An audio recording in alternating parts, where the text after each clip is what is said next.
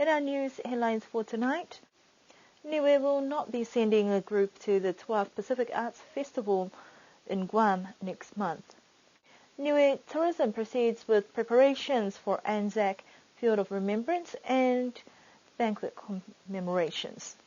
Youth are being encouraged to consider farming opportunities through practical trainings.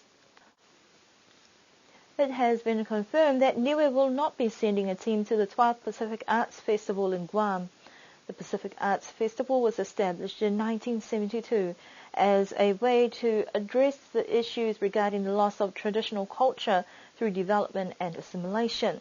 It was an opportunity for island communities to share cultural traditions with each other and people from outside of the Pacific region. 27 countries participate in this festival that is held every 4 years. Since the establishment of the Taonga Niue office, staff from that department have assisted with coordinating groups for the festival in the past. This will be the first time Niue will not send a team to the Pacific Arts Festival. Although there were many people interested in going, the final decision has been made that Niue will not have a team to the festival. Communities living in New Zealand have commented through talkback programs on Niue Ongamotu that perhaps such opportunity should be given to them if a group in Niue is not available. The Pacific Arts Festival will be held from the 22nd of May till the 4th of June. Niue Tourism has an event that they're trying to promote this month that will commemorate the return of Niue soldiers who went to the First World War. Anzac Day is held on the 25th of April each year in remembrance of those lives lost in war. Niue's contributions to the war efforts have not gone unnoticed, and this is one way of sharing or joining in many commemorations that are ongoing throughout the world.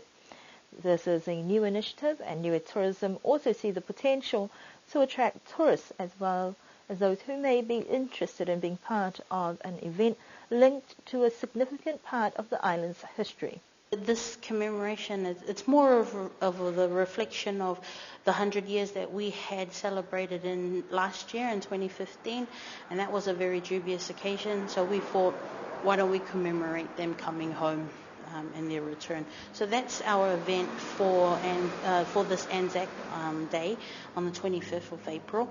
It will be conducted in a two-part. So the first part will be public, and that's open to everyone.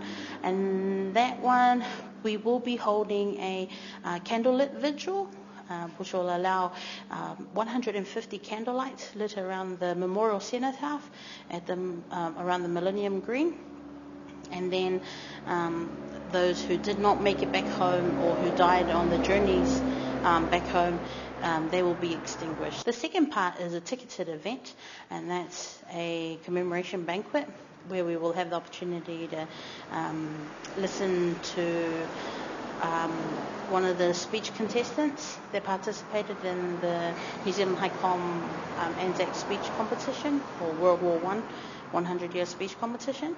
And we will also have a buffet spread and also beverages on that night. So the tickets for that particular part of the event is $65. So proceeds for this is going towards running the event itself, and just giving that sense of commemoration and remembrance to the people who left our country to assist in World War I. So we've managed to work on this for since February, when the idea initially came about. We've sent out our marketing plans to some of our marketing agents out in Auckland and those down South Island. And it's just trying to give an alternative set of events for people to do when they come and visit Niue. Being mindful that the second flight start on the 19th, so we're just trying to draw in those people. There is still quite a few people here on island due to family events and stuff, so we've also managed to promote this particular event on our Niue Ongamotu program in New Zealand with 531PI and Niue FM. And we've also had the opportunity to have it up on our website, on the niueisland.com website for Niue Tourism. The Niue Return Servicemen Field of Remembrance and Commemoration banquet will be held as part of the Anzac commemorations on the 25th of this month. The aging population of farmers on the island has those in the agriculture sector trying to find ways to entice young people to see the great opportunities in farming. While children are on a 2-week break from school, a series of workshops have been coordinated by the Niue Island Organic Farmers Association, looking at aspects of composting, planting and irrigation. The Capacity Building for Resilient Agriculture through Organic Farming project is targeted specifically at young people. Rather than bringing an overseas consultant for the first lot of trainees, the association has looked at the value of local experts on island, calling on experienced farmers to share their knowledge and expertise with the next generation of farmers. On Tuesday, we held a workshop for Hakupu youth and also Vaea youth. So they're actually project recipients from the capacity building in resilient agriculture. So just trying to build their capacity, work on the ground, and everything we're learning in theory actually apply to real life. And we're taking it step by step. So we're not running it like a conventional workshop. We're trying to engage young people at their own level with ways that they would like to learn and just create that youth environment. Young people getting excited about working on the land, about making compost, getting their hands dirty, and the irrigation and just tying it all in together. And we're making it as a team environment, so actually young people also learn how to work as a team. Just a reminder, working as a team is really important as well to achieve the end goals. Organisers say that the sessions have been a good exercise to build confidence and identify leadership potential, as well as promoting teamwork. The Hakupu Young People's Fellowship are one of the groups that have received support from NIOFA for this particular project. It's easy as a recipient, but in terms of recipient, you have to work hard towards it. And that means, for me, more promotion, advertising, like in September last year when they do this compost workshop. And that's where it's all started. I went and I saw something that is really good, that there's a huge of potential in it. Then I, as a pastor in the village, I include those information in my sermon for me to walk with my people to get where we are now. And still, some of them are still reluctant because they haven't seen the fruit of it. But for me, this is a big fruit in terms of now the young people started to think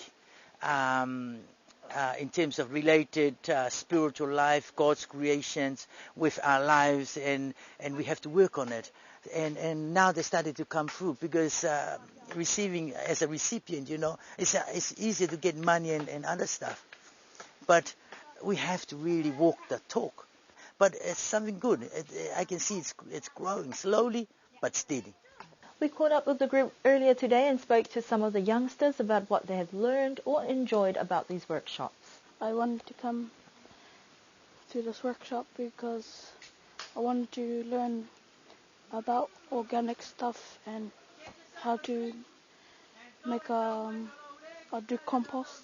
We have to gather up dead leaves and make it into a pile and water it to make it break apart easily and get the green leaves. Can sell it and can use it to help the plants grow. Planting and piling up some leaves and just cutting some cube.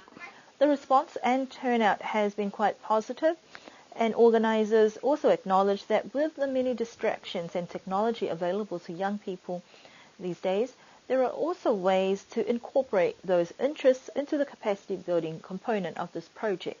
Technology and gadgets are a big part of life now all around the world, including Niue. So we're actually holding a workshop next week for the whole week from Monday to Friday for young people, which will involve the use of social media and tackling climate change and organic agriculture. So we'll be looking at making videos with your whatever implements you have at home. If it's a phone or a tablet or your parents' tablet, I'm sure they're supporting us. Then we'll be looking at using that. It's about encouraging young people to also use their creativity, and it's also about not so much about the destination at the end, so the end result, but also the journey. So little tools and techniques that we can use. Although the composting workshops may have concluded today, there will be further training opportunities, and YOF are looking at more creative ways to promote agriculture as a rewarding way of life. And those are our news stories that we have for you this evening. We do hope that you can join us again next week for our next news bulletin. Do enjoy the weekend ahead.